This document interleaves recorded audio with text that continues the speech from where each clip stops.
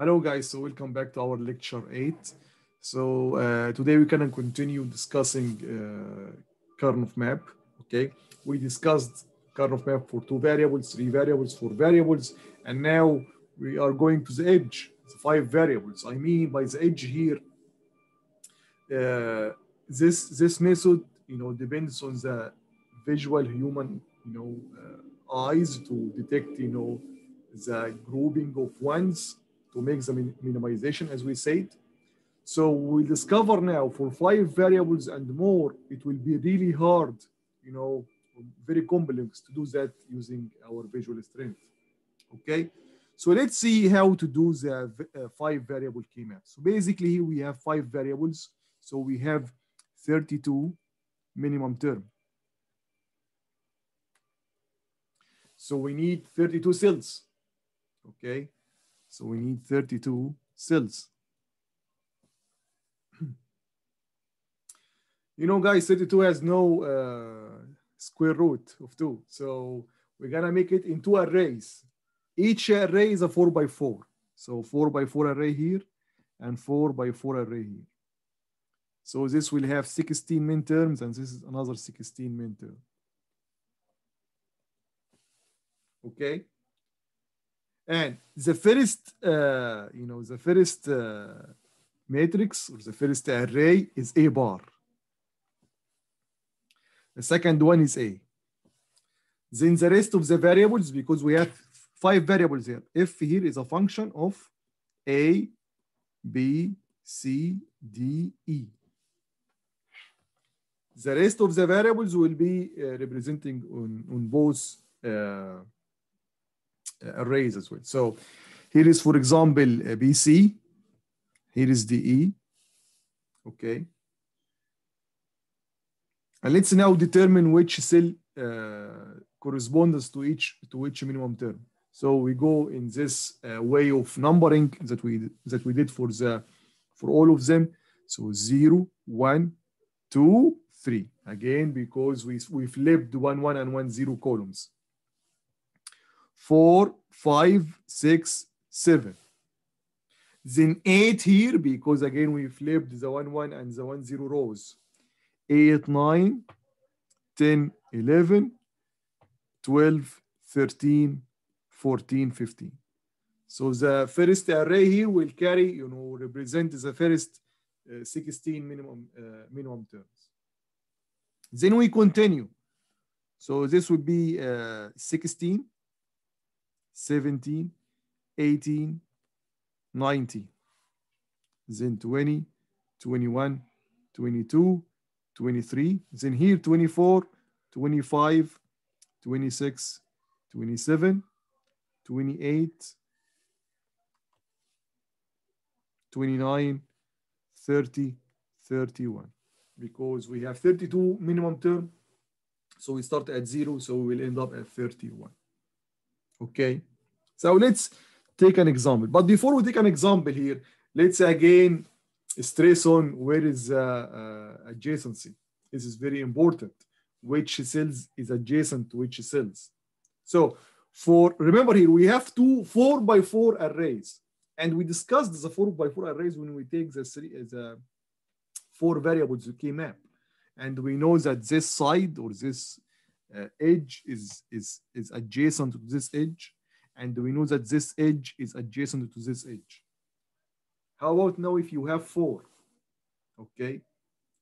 Now, just imagine these 2 arrays on top of each other. On top of each other. So basically here, we have a new adjacency, which is if a cell is on top of another cell, then they are also adjacent. Okay, so what I mean by 2 arrays on top of each other? I mean, this array here, consider it as on top of this array. So this cell will be adjacent to this cell. This cell will be adjacent to this cell. And let's take another example. This cell, for example, is adjacent to this cell. Always add 16. So this cell is 0, then cell 16, which is 0 plus 16, is also adjacent. Here is this 16. This is cell 15. Add 16 to it, it will be 31. So basically 15 and 31 is also adjacent. And so on. I mean, by so on, this is adjacent to this, you know, and you can continue by yourself. Of course, you see now how complex it is. Now, imagine if we have 6 variables, okay? We will have 4 by 4 arrays. I mean, 4 of this, or you know, doubling, you know, and so on. It will be really complex, okay? So let's take an example, okay? Here we have a function f, function of 5 variables, a, b, c, d, e, and the sum of these min terms here. So let's locate this min term on the 5 variable K map.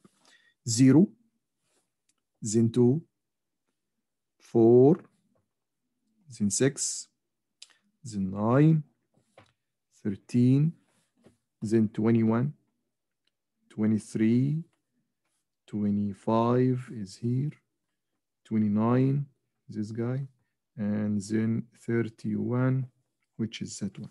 Okay. Now we group. Let's start by the isolated ones, which is that guy here. Okay.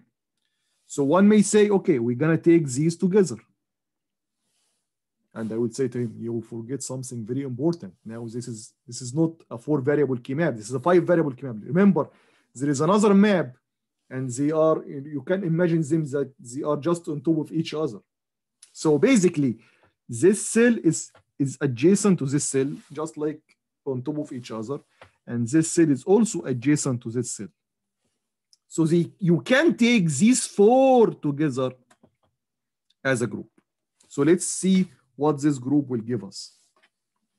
So basically, this array is A bar, but this array is A. So A is changing, we'll not consider it.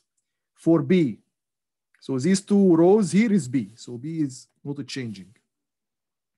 For C, this row is C bar, but this row is C. So they are changing. So we'll not consider C. How about D? D, here is D bar. And this is also D bar, so D bar is not changing. How about E? Yeah, E and E, so it's just E. Good. Let's now consider these 2 here. So these 2 can be grouped with these 2, just like 4 variable K maps. So let's see how, what kind of expression it will give us. So let's start by A. So everything in that group is A bar. So A bar is not changing. That's good. Here we have, it's for these 2 rows are B bar. So B bar is not changing. So we'll consider it. C, yeah, C is changing because this row is C bar, this row is C. So we'll not consider C. Then D, this column is D, this column is D bar, so it's changing. How about E? This is E bar, this is E bar. So E is not changing, so it's E bar. Good, plus. We still have 3 ones left. So these 3 ones can be grouped with that guy here to form a group. Let's do it with green, as you see here. So everything is here in that array is A, so A is not changing. How about B? B is changing because this row is B, this row is B bar. How about C? This row is C, this row is also C, so C is not changing. How about D? This column is D, this column is D bar, so this is changing. How about E? These 2 columns are E. So this is basically the simplification of that function here. Okay, look, it was 1, 2, 3, 4, 5, 6, 7, 8, 9, 10, 11 minimum terms. Now we have just 3 products, 3 sum of products. Okay, guys. So, and here is, you know, the imagination that I'm just telling you about if you imagine that these 2 arrays are on top of each other. Yes. So this is basically one of the arrays here. This is the left one here. And this is the right one here. Okay, and you can see the correspondence.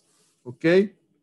So these 2 ones and these two ones, you know, can be grouped together in one group. Okay, so we're gonna continue in our next videos about some important or observations about key maps. Then we're gonna take another way or method to simplify function rather than key maps, because key maps, it's clear now, has, you know, a very important disadvantage in which we cannot, you know, go further than 6 variables. We can go, of course, but it will be very hard as a visualization method to solve with. Okay, guys, see you. Thank you very much, and see you in the next videos.